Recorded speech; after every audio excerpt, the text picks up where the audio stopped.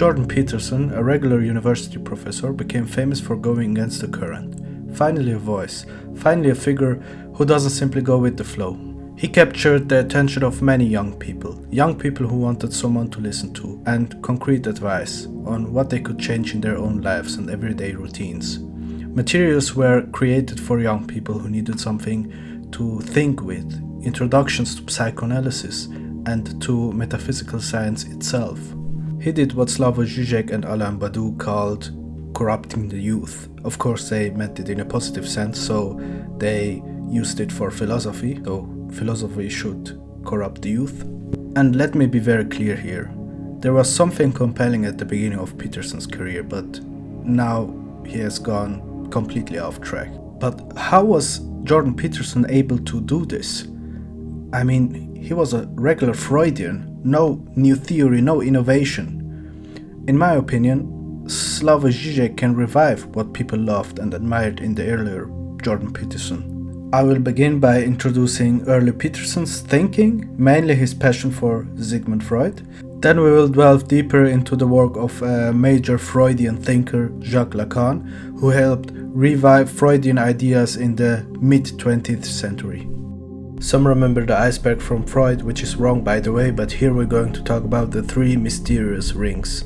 I have prepared two examples, one real-life example and one movie example. The movie is called Adolescence. So this will be the actual structure of the video. I will introduce the concept, for example, of the unconscious and the repressed, and discuss how, for example, society represses global problems and so on and so on. So let's start. When Sigmund Freud died in 1939, the drive to invent in psychoanalysis slowly died with him. That's perhaps how it looked like, at least. The daughter of Sigmund Freud, Anna Freud, was still present as the face of the Psychoanalytic Association. So psychoanalysis at that time was still alive and seen as the standard before Anna Freud herself died. With her, the last Freud died, symbolically speaking. Psychoanalytic theories moved more into psychiatry, and slowly modern psychology with its behavioral therapy became the standard. Psychoanalysis seemed increasingly tied to charlatans and people in their own bubbles, but let's speak about that later, because there was someone trying to revive psychoanalysis and he wasn't really unsuccessful. 30 years later, after Sigmund Freud's death, France, Paris. A golden time is just ending. A philosopher named Jean-Paul Sartre and a woman called Simone de Beauvoir, who are fighting for women's rights, are now names known worldwide. Deleuze and Guattari, who struck an additional blow at the embattled psychoanalysis with Anti-Oedipus, the book. But there was suddenly someone who began to speak of a return of Freud. Someone wanted to revive psychoanalysis and had new theories. He worked with all the tools of Freud, the unconscious, the ego, ID, superego, the death drive, and the great interpretations of dreams. This someone was Jacques Lacan. Superego. So if you think about the id as the place where these contradictory drives emerge, so it's sort of nature within. The ego is the thing that's sort of being pushed back and forth by those contradictory drives, and the superego is the thing that's on top saying, you better behave yourself, you better behave.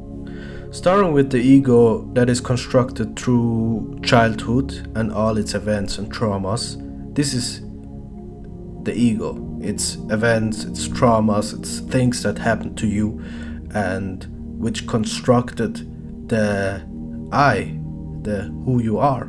Then the it, the drive propelled by instinctive fundamental drives and needs such as hunger, thirst, sexuality. This is the human motor, the concept of the it. Then we have the superego, morals, values and ideals of society, parents, yourself and other authorities in yourself. More on that later. This was a kind of refreshment. We learned that everywhere. If we think about Freud, we think about these things and the unconscious. We already started with Lacan here. The imaginary starts with that, the it and the ego.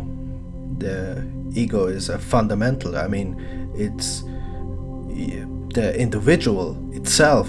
So we already started with the first ring, the imaginary.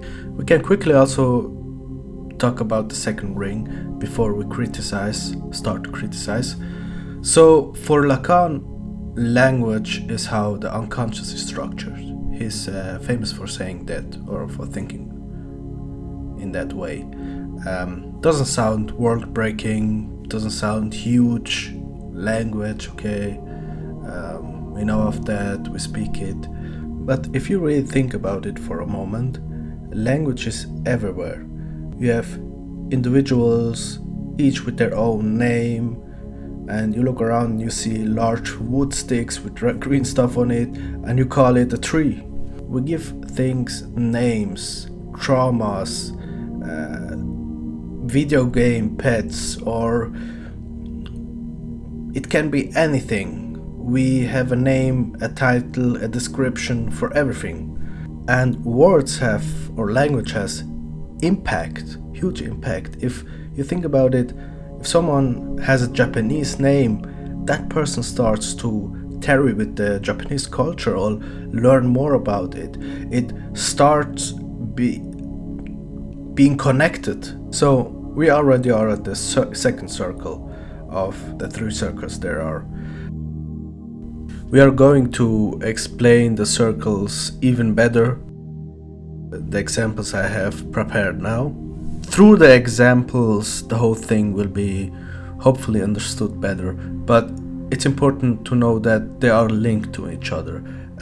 They overlap each other. So sometimes it's hard to explain because everything goes into each other in a kind of way. So very quickly before we start, imaginary is linked to the images you have in your mind, as well as the rivalry you perceive and the other people you observe. Symbolic is a network of signifiers that assigns places, names, rules, and roles. Of course, it's not just the rings, it's also a lot of Freud in there. But let's start. So we are in the digital age right now. At least that's what people call it. A lot of people insult the Generation Z. They call them the iPad kids, whatsoever. But in my opinion, it affects not only the children, but also older people. This is important to emphasize because there are the minorities, and the minorities are the ones that are the big victims of digitalization. So what I want to talk about in this example, digitalization in today's age, is the growing up in it. From my own experience, I was exposed to the internet very early.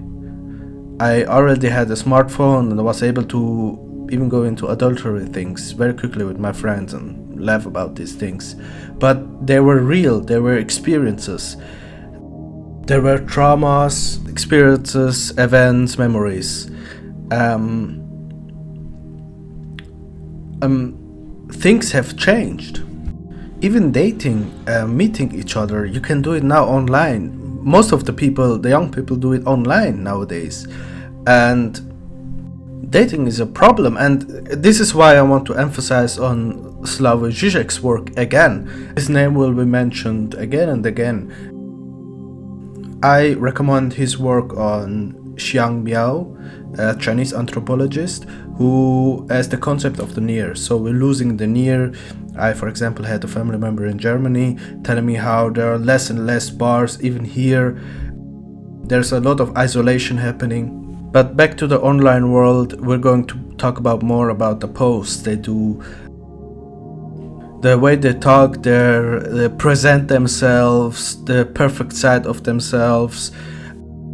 In general, you can show your perfect side on there, right? So I think the imaginary is so interesting here because it has this mirror stage and this kind of copying the others, right? You want what the other wants. It's the ring where rivalry is so active, and the register which aggressiveness is also part of the psyche. I'm going to end this example with the opposite, live streamers, influencers who are all the time and you can see all their mistakes. The mistakes also make them attractive, it makes it funny and it makes a show out of the whole thing. But it's a total opposite of posting something, taking your time and being calculative about the whole thing. I think it's so interesting. You also have the live chat, which is kind of the big other. We had this in the other video. The big other is this kind of thing in the symbolic, which is watching you, confirming. So yeah, it's the total opposite of posting something where you can look how you don't make an awkward move and you can put some makeup on one side so it looks better on the image whatsoever. Isn't this a good example of how the imaginary from Lacan is so omnipresent? And you also see this in the movie example I'm going to go into, but with that example I just want to explain the symbolic more. 13-year-old Jamie Miller is arrested one morning by the police on suspicion of deleting someone and taken to the police station. When he denies the crime, a video is shown in the presence of his father Eddie, which proves Jamie's involvement in the deleting of his classmate Katie. The lead investigators, Luke Bascombe and Misha Frank, later visit Jamie's school to search for possible motives and tools that Jamie could have used. So in this movie, a child is accused of deleting a girl, a classmate, and you have this one scene where Jamie is interrogated and another scene where they go into the school. So in the actual school, you see the chaos going on and the children being loud, teachers desperate for some silence. The two investigators ignore it at first, but they pay attention at one point where the son of one of the investigators comes to him and wants to explain the whole language and the rules and all of the things that are going on in the school. It's a symbolic inside of a symbolic. So you have the outside symbolics in civilization, right? Britain, and then you have the school where all these, like we said, names, rules, roles are going on. This is something I have also dealt with, and the schools are more like an asylum, which brings us to Jamie, which is the product of this asylum. And here we go to the third ring, and this is the real, the truth, the trauma that is always coming back. You see Jamie throughout the movie. You have this one scene where Jamie is in front of the psychologist and the psychologist doesn't even know what to do. She doesn't even know what she has in front of her. It's so overwhelming for her, and the movie portrays this perfectly. It portrays the school, Jamie, the product, and the whole thing. Again, with this example, I'm criticizing what is going on in today's age. And even the teachers, like I said, are overwhelmed. So you see one scene where there is one girl, which was the friend of the girl that got deleted, and the teacher doesn't know what to do. She's like, let's bring you back to therapy. The investigators finally catch on and they slowly understand more and more, but it ends with Jamie just confessing everything to his father, and his whole family knows about it at the end. But this is a great depiction of what's going on in the West. You have social media, you have these schools that are like asylums nowadays, and the imaginary, the symbolic, and then you have the real, the product, what Lacan calls, for example, trauma. It comes back all the time, and it's this truth that is inevitable. In this series, we're also going to talk about the big topic, immigration. Žižek mentions Alain Badiou, who says that Lenin called workers aristocracy, privilege totally corrupted, we cannot count on them, nomadic proletarians. Why the movie Mickey 17 was a genius move, anti-political move from the filmmaker Bong Joon-ho, and how, for example, attractiveness can never be politically correct, and so on and so on. These are just examples.